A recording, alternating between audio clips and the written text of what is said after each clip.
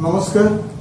School आई health programme बा विद्यालय स्तरीय चक्षु स्वास्थ्यकर कार्यक्रम ये वीडियो को मुझे स्वागत करुच्ची। प्रोग्राम उद्देश्य हूँ विद्यालय पढ़ुवा क्लास 1 रु क्लास 10 पिला चक्षु परीक्षा करने दृष्टिदोष थिबा पिला चिन्हट करने उपयुक्त चश्मार व्यवस्था करने। यही प्रोग्राम दुईटी पर्यायर पर्यवेसित। प्रथम पर्यायर विद्यालय स्तर में पिलामानंकर दृष्टिशक्ति जांच करी दृष्टिदोष थिबा पिलामानंकु चिन्हट करिबा। द्वितीय पर्याय होउची block level vision checkup camp. यही कैंप रे विद्यालय स्तर में दृष्टि चिन्हट करा जायथिबा दृष्टिदोष पिलामानंकु आनी तांकर विजन दृष्टिशक्ति जांच करिबा एवं उपयुक्त चश्मार व्यवस्था करिबा। आपण माने जानନ୍ତି चक्षु होउची हम शरीर एक गुरुत्वपूर्ण अंग।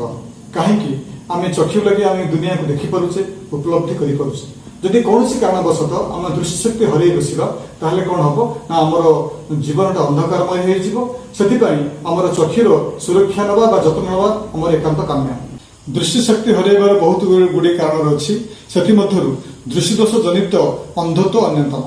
से भाव में विद्यालय जाऊा छात्र छात्री मध्य दृष्टिशक्ति दोष जनित अंधत्वर शिकार होवार संभावना थाए।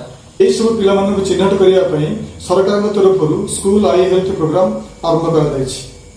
दृष्टिदोष जनित लक्षण गुड़िक है पढ़ा समय बहिर धाड़ी आंगुठी लगे पढ़ा, कलापटा को ठीक भाव में न देखिपर, आखि बारंबार मलिबा, आखिरु पानी गड़िबा, अनेक समय मुंड बिंदुची बोली अभियोग करवा, आखि टेरा देखा, बही को पाखक आनिकी पढ़ा, पढ़ारे कष्ट अनुभव करवा एवं आखिपता बारंबार मिटिमिटी करवा। यह सब लक्षण थिले पिलाटी दृष्टिदोष जनित समस्या आक्रांत बोली आपण माने जानि परिबे। वर्तमान आमे विजन स्क्रीनिंग उपर आलोचना करिबा। विजन स्क्रीनिंग करिया पई आपण मानक पई गोटे टीचर्स मैनुअल प्रस्तुत कर दैछि। एही टीचर्स मैनुअल रो 9 नंबर पेज रे गोटे चार्ट अछि।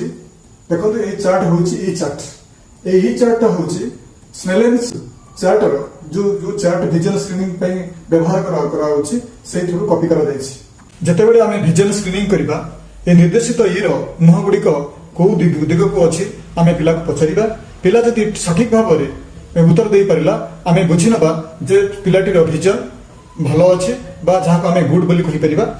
जदि ए कौन प्रकार व्यतिक्रम हुए पिलार विजन ठीक ना पिलार विजन पुअर अच्छे बोले आम धरी ना। देखु ए इट्र मुह डाण पटक अच्छी, इट्र मुह तल पटक अच्छी, इट्र मुह बाम पटक अच्छी, इट्र मुह ऊपर पटक अच्छी। यह हूँ से ई चार्ट जोटा कि आप विजन स्क्रीनिंग रे व्यवहार करेंगे। विजन स्क्रीनिंग करने उपयुक्त आलोक थिबा जगह बाछंतु।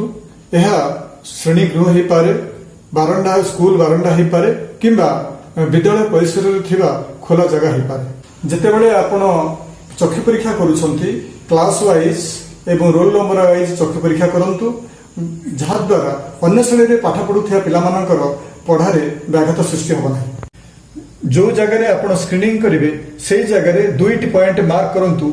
गोटे हूँ टीचर्स पॉइंट बा एग्जामिनर जी हेबे एवं आउ जड़े होती स्टूडेंट जार आप चक्षु परीक्षा करेंगे एवं ए पॉइंट मध्य 6 मीटर बा 20 फुटर दूरता रहा दरकार।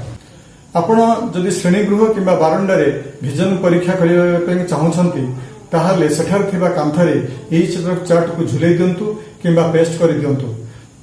कांथ ठारू 6 मीटर दूर थिबा जो पॉइंट को गोटे मार्क करंतु एवं सेही पॉइंट रे पिला को छिड़ा करी तार दृष्टिशक्ति परीक्षा करंतु। आपण जदि विद्यालय परिसर में थिबा खोला जगह चक्षु परीक्षा करने चाहूँगी प्रथमे 6 मीटर बा 20 फुट व्यवधान रे दुईटी पॉइंट मार्क करंतु।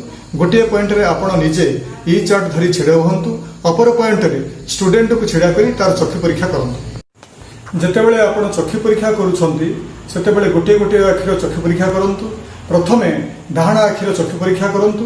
जेतेबेले डाहाण आखिर चक्षु परीक्षा करिवे सेतेबेले पिला कहंतु तार बाम हाथर बाम पापुली रे तार बाम आखि की हल्का भाव में कभर कर रखिबो, प्रेशर दब नाही।